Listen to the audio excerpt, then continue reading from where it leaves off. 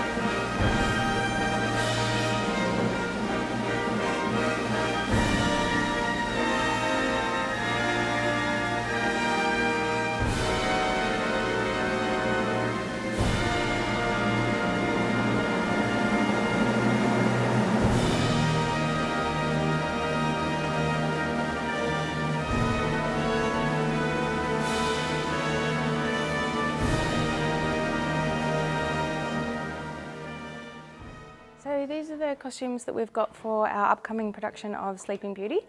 So we bought these from an older ballet company and we're kind of restoring them and refitting them to fit our dancers. So as you can see, there's quite a lot of costumes here. We've got quite a lot of fittings to get through. These are our roses for the rose scene in Sleeping Beauty, which is quite a sort of typical scene of our beautiful Sleeping Beauty ballet. So they're meant to be upside down flowers, as you can see, all their beautiful petals. So we go through the process, we've taken them apart, we do measurements just to see how big they are and who they're going to fit. And then we sort of get all the dancers down, we do all the individual fittings, which you can see all our alteration slips as well. So the girls go through and sort of just work through the process of fixing them up and making them fit our dancers. We've got some of our menswear here too. There's a lot of court guests and sort of very over-the-top sort of frock coats in this. This is our Catalab costume. So he's kind of the king's assistant, a king's helper.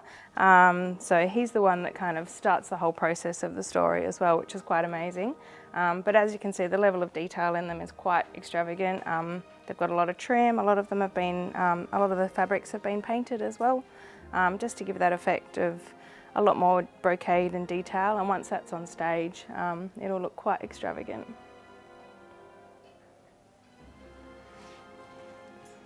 Some of our other costumes we've actually got a herd of golden stags. So these are our stags here, hiding at the back. So they've got little cute little boleros. So these go over a unitard, which we're currently working on and fixing up, which some of the girls are working through. So they also have big stag heads and everything as well, which we try to get them up into rehearsals as soon as possible, just so the dancers are used to wearing them.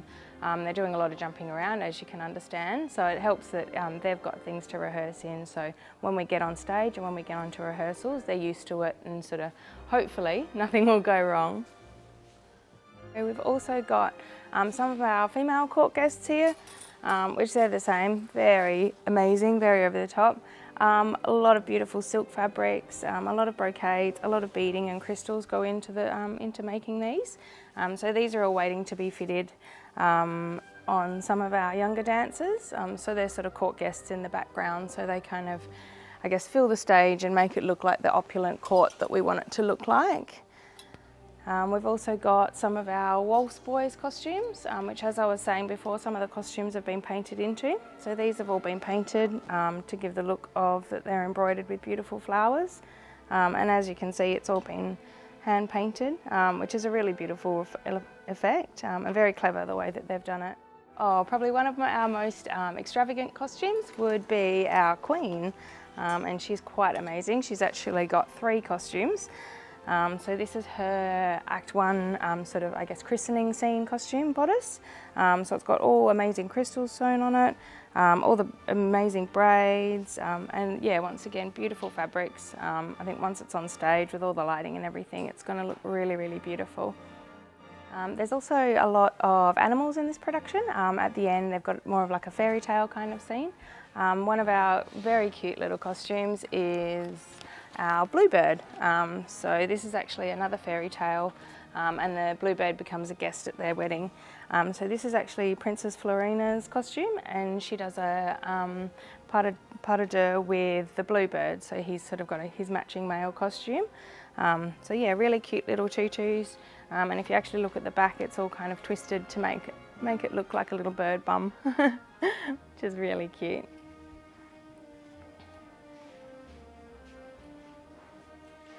As I was saying before, there is a lot of animals in this production. One of our other cute little animals is our cats. So this is sort of one of the girls' costumes, and she also dances with two other boys. And as you can see, they've got these amazing tails that are made out of all layers of tulle and everything as well. Really effective, sort of nice and lightweight, so they can still move around in it, but it still gives that fluffy look of a nice cat jumping around on stage.